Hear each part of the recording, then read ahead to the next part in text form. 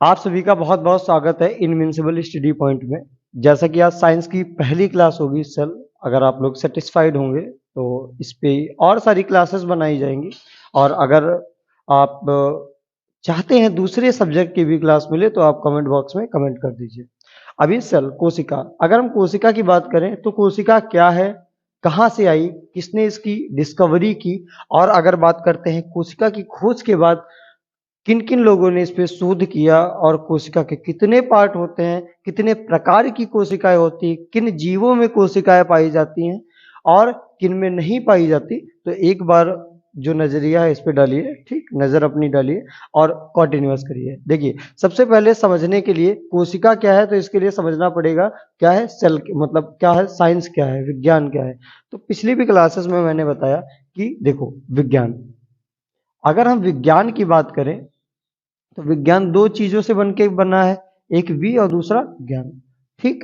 अच्छा, ये तो अलग बात है, ये तो विज्ञान की एक दशा है। ठीक। और वो आप सब जानते हैं। ठीक। अब विज्ञान के पार्ट की अगर बात करें तो विज्ञान के दो पार्टों में विज्ञान को बांट दिया गया। पहला क्या है, सजीव को, और दूसरा निर्जीव को। यही तो पढ़ते हैं, सजीव निर्जीव। ठीक। सजीव को और निर्जीव को अगर हम बात करते हैं ये सजीव की, ये जो सजीव है तो इस सजीव का कौन सा पार्ट होता है, जीव विज्ञान। क्या होता है, जीव विज्ञान। ठीक। अगर हम इसी निर्जीव की बात करें, ये जो निर्जीव है तो इसके दो पार्ट होते हैं, प्राइमरी दो पार्ट होते हैं। कौन कौन से, एक रसायन विज्ञान और दूसरा भौतिक विज्ञान। विज्ञान, आप लोग क्या करते हैं, बायोलॉजी को ही सजीव निर्जीव बता देते हैं कि जीव विज्ञान की दो शाखाएं, सजीव निर्जीव। ऐसा कुछ नहीं होता है। क्या होता है, सजीव जो है वो जीव विज्ञान है और निर्जीव जो है वो रसायन विज्ञान और भौतिक विज्ञान है। बेसिकली इतना तो अंडरस्टैंडिंग होनी चाहिए। अच्छा, जीव विज्ञान को भी दो पार्टों में बांट दिया गया है, एक वनस्पति में, ठीक, एक वनस्पति विज्ञान में और दूसरा जंतु विज्ञान में, एक जंतु विज्ञान में। अगर हम बात करते हैं वनस्पति विज्ञान की, ठीक, तो इसको बोलते क्या, प्लांट, या एनिमिलिया भी बोल देते हैं। और इसको क्या बोलते हैं, ऐसा बोलते हैं एनिमिलिया। बस, देखो जो वनस्पति विज्ञान है इसमें क्या होंगे, जितने भी पादप होंगे वो पाए जाएंगे, और जंतु विज्ञान में जितने भी जीव होंगे होंगे वो पाए जाएंगे। अगर हम बात करें रसायन विज्ञान में तो दोनों की बात आ जाती है। इसमें जितने भी केमिकल्स की, हम रसायन की बात करेंगे या रसायन की बारे में पढ़ेंगे, कौन कौन से रसायन, कौन कौन से एलिमेंट्स हैं, तत्व हैं, ठीक, वो क्या कहलाएगा, रसायन विज्ञान कहलाएगा। अगर हम वहीं पर भी किसी भी रसायन की अवस्थाओं के बारे में पूछ सकते हैं, जैसे पूछे कि ये जो कोई भी रिएक्शन हो रही है ये क्यों हो रही है, प्रश्न उठ रहा है। जैसे कि हमने बोला कि हम जब पंखा एक है, पंखे में क्या होता है, मैग्नेटिक फील्ड होती है, और मैग्नेटिक फील्ड में कॉपर तांबा जो भी यूज करते हैं, कॉपर और मैग्नेटिक फील्ड में इलेक्ट्रिसिटी आती है, उसमें धनायन ऋणायन आते हैं और क्या करता है, पंखा चलने लगता है। जब पंखा चला तो ये प्रश्न आता है ये कैसे चला। जब प्रश्न आएगा कैसे चला तो प्रूफ क्या करेगा, भौतिक विज्ञान प्रूफ करेगा। तो समझ गया, भौतिक जीव विज्ञान की दो शाखाएं, एक सजीव शाखा और निर्जीव। अच्छा, सजीव के अंतर्गत क्या आता है, जीव विज्ञान आता है, और जीव विज्ञान के अंतर्गत क्या आता है, वनस्पति विज्ञान और जंतु विज्ञान। जहां पे वनस्पति के बारे में अध्ययन करेंगे, पादप के बारे में अध्ययन करेंगे, वो क्या होगा, वनस्पति विज्ञान होगा। जहां पे जंतुओं के बारे में अध्ययन करेंगे या किसी भी जीव के बारे में अध्ययन करेंगे वो क्या होगा, जंतु विज्ञान। अगर किसी भी रसायन, केमिकल या एलिमेंट्स कुछ भी के बारे में पता करना हो या उसके बारे में अध्ययन करना हो तो क्या कहलाएगा, रसायन विज्ञान कहलाएगा। अगर हम भौतिक विज्ञान की बात करें, भौतिक विज्ञान की बात करें, जब कोई प्रश्न आएगा कि जैसे ऊपर से कोई चीज नीचे गई, किस कारण बस गई, ग्रेविटेशनल फोर्स क्या है, इत्यादि बातों के बारे में अगर हम पता करेंगे तो क्या कहलाएगा, भौतिक विज्ञान कहलाएगा। चलिए, इतना तो आप अंडरस्टैंड होंगे। अच्छा, एक अब प्रश्न जो आता है, जो जहां से हमको पढ़ाना है कि अगर हम बोलें सजीवों की सबसे छोटी इकाई क्या है और निर्जीवों की सबसे छोटी इकाई क्या है, तो एक प्रश्न आता है सजीवों की सबसे छोटी इकाई क्या है और क्या, निर्जीवों की सबसे छोटी इकाई। अच्छा, सजीवों की सबसे छोटी इकाई क्या है, कोशिका। या क्या बोल सकते हैं, सेल। ठीक। अच्छा, और निर्जीव की अगर बात करें तो क्या होगा, परमाणु। क्या होगा, परमाणु, या क्या बोलते हैं, एटम। तो ये तो पढ़ेंगे जब केमिस्ट्री पढ़ाएंगे, फिजिक्स पढ़ाएंगे, जब निर्जीवों की इकाई है। पर सजीवों की इकाई क्या है, कोशिका। तो क्या स्टार्ट करते हैं आज की क्लास में, कोशिका क्या है। ठीक, समझ गए इस चीज को, बेसिक अंडरस्टैंडिंग इतना होना चाहिए आपको। अब कोशिका के बारे में पढ़ेंगे। अच्छा, तो अगर किसी के बारे में कुछ पढ़ते हैं तो सबसे पहले उसके बारे में कुछ चीजें पता होनी चाहिए, कि वो कहाँ से आया, किसने उसकी खोज करी, ये इत्यादि चीजें पता होनी चाहिए। तो सबसे पहले देखते हैं कोशिका, कोशिका की खोज किसने की। ठीक, ठीक, बहुत बढ़िया। अच्छा, जीवित कोशिका की खोज किसने की, ये तो चलो, ये क्या होता है, खोज, कोशिका की खोज सबसे पहले किसने की थी, रॉबर्ट हुक ने की। बहुत बढ़िया चीज है, सबको पता रहता है। पर देखो, ये जो रॉबर्ट हुक ने कोशिका की खोज की थी, ये क्या की थी, मृत कोशिका की खोज करी थी। ठीक, तो आता है जीवित कोशिका की खोज किसने की। देखो, जीवित कोशिका की खोज किसने की थी, लीवन हॉक ने। लीवन हॉक ने क्या करी थी, जीवित कोशिका की खोज करी थी। अच्छा, अगर हम बात करें मानव में सबसे, कोशिकाएं देखो, मानव में पूछे,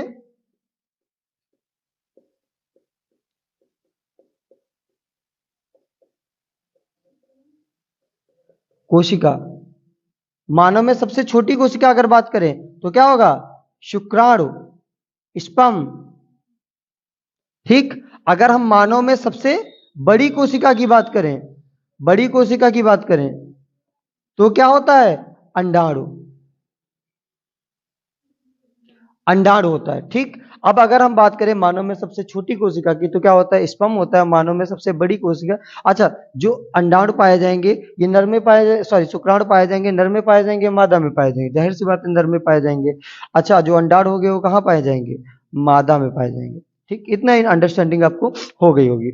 अच्छा, जब ये चीजें हैं, इतना चीजें, तो आपने अभी बताया था माइक्रोप्लाज्मा, कुछ ऐसे शब्द का नाम लिया था, क्या लिया था, माइक्रोप्लाज्मा होता है या माइक्रोप्लाज्मा होता है या कैसे। अच्छा, अगर हम बात करें सबसे छोटी कोशिका, सबसे छोटी, मानव में नहीं पूछ रहा है, वैसे पूछ दे कि कोशिका का भी, देखो मानव की जीवन की छोटी, सबसे छोटी इकाई क्या है, कोशिका। अगर कोशिका की भी सबसे छोटी इकाई बात करें तो सबसे छोटी कोशिका क्या है, हाँ, माइक्रो प्लाज्मा में पाई जाती है। कहां पाई जाती है, माइक्रो प्लाज्मा में। अच्छा, मानव में सबसे बड़ी कोशिका की अगर बात करें तब कौन सी होगी, शुतुरमुर्ग के अंडे में। कहा, बड़ी की अगर हम बात करें तो कहां होगी, शुतुरमुर्ग के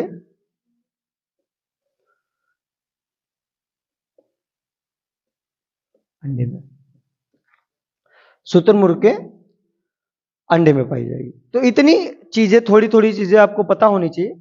एक प्रश्न और बनता है कि सबसे तेज कोशिका विभाजन,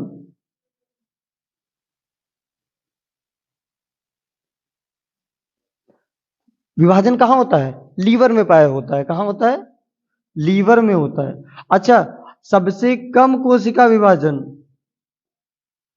बहुत सही, कहां होता है, ब्रेन में।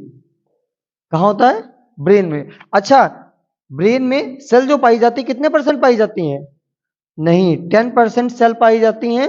और जो 90% होती हैं ये क्या होते हैं, न्यूरॉन होते हैं। क्या होते हैं, न्यूरॉन होते हैं। अच्छा, और जो 10% जो सेल पाई जाएंगी ये कौन सी सेल पाई जाएंगी, गिलियन सेल। कौन सी, गिलियन सेल।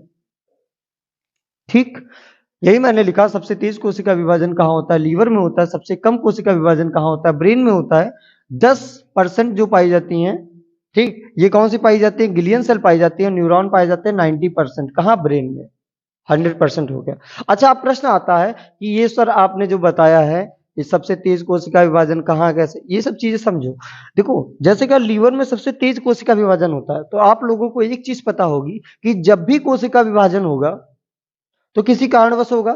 जैसे क्या होता है हमारा, जब लूज मोशन होता है, पेट खराब होता है, तो हम लोगों के साथ क्या होता है कि डॉक्टर के पास जाते हैं, डॉक्टर साहब पेट बहुत ज्यादा, तो डॉक्टर क्या कोई चेकअप करता नहीं, ऐसे देखेंगे, आपको फिजिकली देखेंगे, सबसे पहले क्या करेंगे, आपको ग्लूकोज देंगे। ग्लूकोज की बोतल 2 3 4 चढ़ाएंगे और जहां 4 बोतलें आपको चढ़ी आप क्या हो गए, फिट हो गए। ये कैसे हुआ? सबसे तेज कोशिका विभाजन हो रहा है और जहां कोशिका विभाजन तेज होगा वहां मरम्मत भी तेज होगी, क्योंकि कोशिका का काम क्या, अभी आगे बताएंगे कैसे क्या होता है। ठीक, तो क्या होगा, मरम्मत होगी और 4 बोतलें चढ़ी तुम ठीक हो जाते हो। ऐसा तो है नहीं, बाकी जो बीमारी आती है उनको कवर होने में क्या लगता है, ज्यादा अत्यधिक समय लगता है। ऐसा होता है ना। अच्छा, ब्रेन में क्या होता है, 10%। कोशिका का काम ही क्या है, मरम्मत करना। ब्रेन में होता है 10%। तभी क्या होता है, गाड़ी में जब भी आप चलेंगे बाइक से तो क्या करते हैं, बोलते हैं हेलमेट लगाओ। जब हेलमेट लगाओगा तब क्या होगा, एक्सीडेंट जब होगा किसी का भी, कोई भी कारण से दुर्घटना कोई घटेगी, तब क्या होगा, उसके ब्रेन में चोट नहीं लगेगी। और जब चोट नहीं लगेगी तो क्या होगा, सेफ रहेगा। ऐसे ही क्या होता है, जब कोई सिर के बल गिरता है तो उसमें सेल तो 10% है और 90% न्यूरॉन है। तो न्यूरॉन का काम मरम्मत करना थोड़ो है, वो तो मैसेंजर का काम करता है।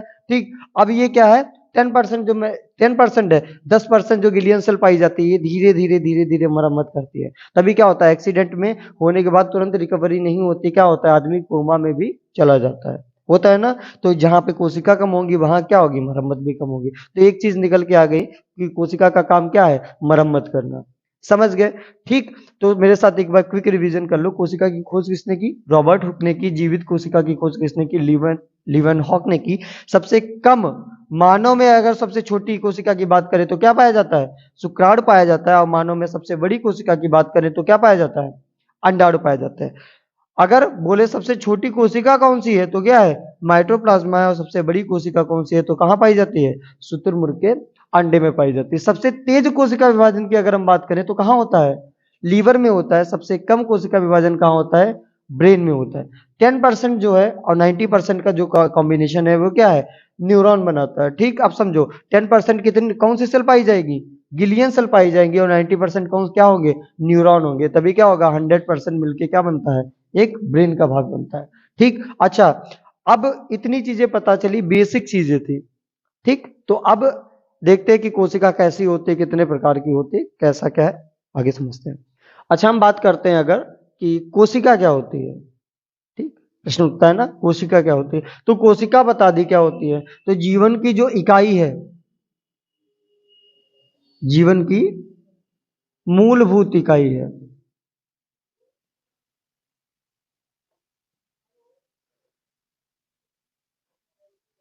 मूलभूत इकाई क्या कहलाएगी, कोशिका कहलाएगी। ठीक, हमने अभी आपको बोल दिया कि देखो कोशिका क्या है, कोशिका से पूरा स्ट्रक्चर बना है। ठीक, अभी कैसे समझाने की कोशिश करते हैं। जैसे तुमको क्या करना है, मकान बनाना है।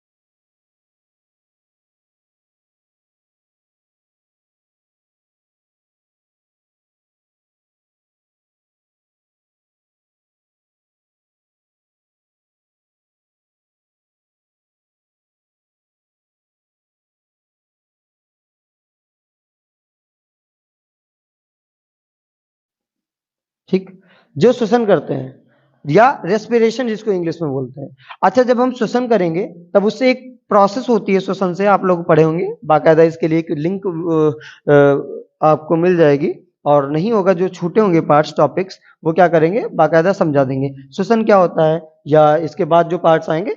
अभी क्या कर ले, हम माइटोकॉन्ड्रिया को ऐसा समझ जाएं कि जिससे हमको कोई समस्या ना है कि कैसे प्रोसेस होती है, क्या होती है। तो क्या देखो, रेस्पिरेशन होती है, रेस्पिरेशन के बाद एक प्रोसेस होती है, उसको बोलते हैं कैप्स चक्र।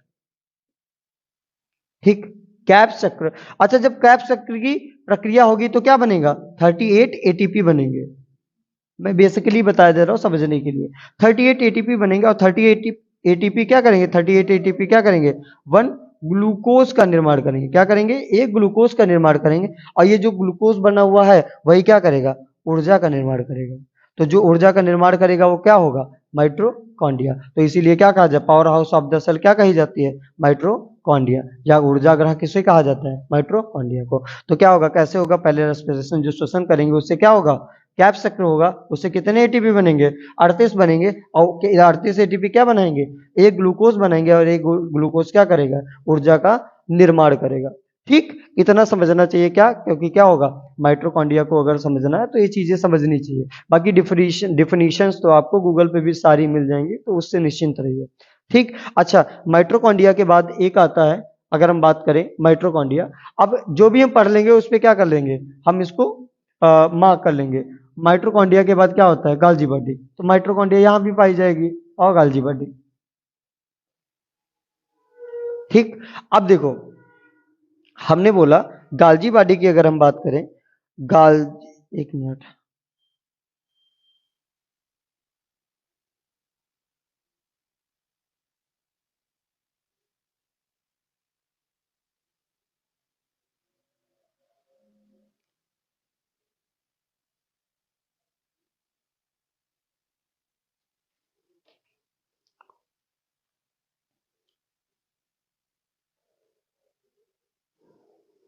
जस्ट छात नहीं। देखो, हमने बोला कि ऊर्जा ग्रह इसको बोलते हैं। ठीक, एनर्जी जहां से बनेगी वो क्या बनेगी, कहां से बनेगी, यहां से बनेगी। ठीक, अब देखो, हम सेल पढ़ते हैं, एक एक सेल को ले लेते हैं। पहले हमने बोला गाल्जी बॉडी। ठीक, हमने लिख लिया गाल्जी बॉडी के लिए क्या मार्क कर लिया, हमने जी मार्क कर लिया। ठीक, अब एक शब्द आता है गाल्जी बॉडी। अच्छा, गाल्जी बॉडी को क्या बोलते हैं, गाल्जी काय भी बोलते हैं, नाम से मत कंफ्यूज होना, बाकी नाम तो बहुत सारी हो सकते हैं। ठीक, गाल्जी का है। ठीक, अब क्या होता है, गाल्जी का एकमात्र काम है वो क्या है, परिवहन करना। क्या करना, परिवहन करना। परिवहन करना, परिवहन का मतलब क्या है, किसी भी देखो, अभी क्या है, जैसे हम लोग बस पे जाते हैं तो क्या है, सीतापुर परिवहन, उत्तर प्रदेश परिवहन लिखा होता है ना। तो क्या होता है, परिवहन मतलब क्या करता है, हमको सीतापुर से बैठा ले, कहाँ छोड़ दिए, लखनऊ छोड़ दिए, लखनऊ से बैठा लेगा कहाँ छोड़ देगा, दिल्ली छोड़ देगा, दिल्ली से बैठा लेगा कहाँ छोड़ देगा। मतलब एक स्थान से दूसरे स्थान पे जब ले जाया जा रहा है किसी चीज को, तो क्या करना है, परिवहन करना है ना। तो क्या करना है, परिवहन करना है। अब देखो, परिवहन कैसे करता है, आप समझो, यही समझना इंपॉर्टेंट है। देखो क्या किया, जैसे हमारी बॉडी ने क्या, माइटोकॉन्ड्रिया ने ऊर्जा बनाई, उसको गाल्जी बॉडी क्या करेगा, परिवहन करेगा। ठीक, अब क्या की, जैसे ऊर्जा जो भी बनी है उसको वेस्ट तो कर नहीं देगा। तो क्या, जैसे जो दौड़ रहा है, धावक है, तो सारी ऊर्जा क्या करेगा, गाल्जी बॉडी पैरों में स्थानांतरित कर देगा। तो क्या, जब दौड़ेगा कोई आदमी या कोई भी दौड़ेगा, तो क्या होगा, एक लिमिटेशन होगी कि वो दौड़ता जाएगा, दौड़ता पूरी बॉडी। अच्छा, दौड़ पैर से रहा है तो थक कैसे रहे हैं, हाथ पैर, पूरी बॉडी थक रही है। क्या किया उसने, यहाँ की ऊर्जा निकाल के क्या कर दी, पैरों में दे दी। चलो, ये तो बड़ा एग्जांपल है, थोड़ा कंफ्यूज करने वाला। जैसे क्या, तुम लिखने पढ़ने बैठते हो, जब भी तुम लिख तो हाथ से रहे हो, हाथ तो दर्द होता है, मान लिया, कमर भी दर्द होने लगती है, ये गर्दन भी दर्द हो, बॉडी भी थक जाती है, होता है ना ऐसा। तो जब थक जाएगा बॉडी, तो क्या होगा, सारी बॉडी की एनर्जी कहाँ आ गई, हाथ में आ गई, और उसको क्या कर दिया, माइटोकॉन्ड्रिया ने जो बनाई थी उसको क्या कर दिया, परिवहन कर दिया इसने, गाल्जी बॉडी ने। तो यहां से एनर्जी आ गई, तब क्या, बॉडी थक गई, फिर उसको क्या चाहिए, थोड़ा रिलैक्स चाहिए। अच्छा, एक प्रश्न और आता है, जैसे तुम खाना खाते हो, खाना खाते हो, तो खाना खाने के बाद क्या आता है, नींद आता है, तुरंत खाना खाने के बाद नींद आता है। प्रश्न आता है ना कि खाना खाने के बाद नींद आता है। अच्छा, जब खाना खाओ, भोजन जो है उसमें तो आपको सारे एलिमेंट्स मिल गए जो भी तुमको चाहिए बॉडी के लिए, जो भी तत्व पोषक चाहिए वो सब मिल गए, तो नींद क्यों आई? प्रश्न ये, तुमको तो एनर्जी मिल गई थी, वहां पे तुमको तो और स्पीड में काम करना चाहिए था। देखो, आप लोग क्या यही चीज समझना है कि क्या जो माइटोकॉन्ड्रिया ने ऊर्जा बनाई थी, गाल्जी बॉडी ने क्या किया, उसका परिवहन कर दिया। और लीवर सबसे ज्यादा भी लिखवाया था, लीवर में सबसे तेज कोशिका विभाजन, जहां पे तेज कोशिका विभाजन वहां पे एनर्जी भी तो ज्यादा लगेगी। तो क्या करता है गाल्जी बॉडी, सारी एनर्जी जितना खाए थे लीवर में भेज दिया। अब वो तोड़ तोड़ के इधर स्माल्टोज, ये सुक्रोज, ये फ्रक्टोज, ये प्रोटीन, ये विटामिन, ये वसा, सब कुछ तोड़ ओड़ के अलग अलग करेगा ना, सब कुछ। और जब तोड़ तोड़ के अलग करेगा तो सबसे ज्यादा एनर्जी कहाँ लग जाएगी, यहाँ पे गाल्जी बॉडी ने लीवर में सारी एनर्जी भेज दी। और जब सारी एनर्जी, तब क्या बॉडी थक जाएगी, उसको क्या करना होगा, आराम, क्योंकि तुरंत थोड़ा एनर्जी बन जाएगी, जब वो अलग कर पाएगा तभी तो बनेगी। ठीक, तो इसलिए क्या, खाना खाने के बाद नींद इसी कारण से आती है। क्यों? क्योंकि गाल्जी बॉडी ने जो एनर्जी बनाई, सॉरी परिवहन की थी, माइटोकॉन्ड्रिया ने जो भी एनर्जी बनाई थी वो क्या हुई, लीवर में जाके यूज हो गई। तभी क्या, भोजन करने के बाद हमको तुरंत नींद आती। तो गाल्जी बॉडी का काम क्या कर गया, जो ऊर्जा बनेगी वही के परिवहन होना क्या कहलाएगा, ऊर्जा का परिवहन या गाल्जी बॉडी कहलाएगा। इतना समझ गए? देखिए, तो मेरे साथ एक क्विक रिवीजन कीजिए। कोशिका की खोज किसने की, रॉबर्ट हुक ने की। जीवित कोशिका की खोज किसने की, लिवन हॉक ने की। अगर हम बात करें सबसे छोटी कोशिका कौन सी पाई जाती है, तो कौन सी पाई जाती है, माइट्रोप्लाज्मा पाई जाती है। और अगर हम बात करें सबसे बड़ी कोशिका कौन सी पाई जाती है, तो क्या, शुतुरमुर्ग के अंडे में पाई जाती है। अगर हम वही बात करते हैं मानव में सबसे छोटी कोशिका कौन सी है, तो शुक्राणु है। और मानव में सबसे बड़ी कोशिका कौन सी है, तो अंडाणु है, एग है।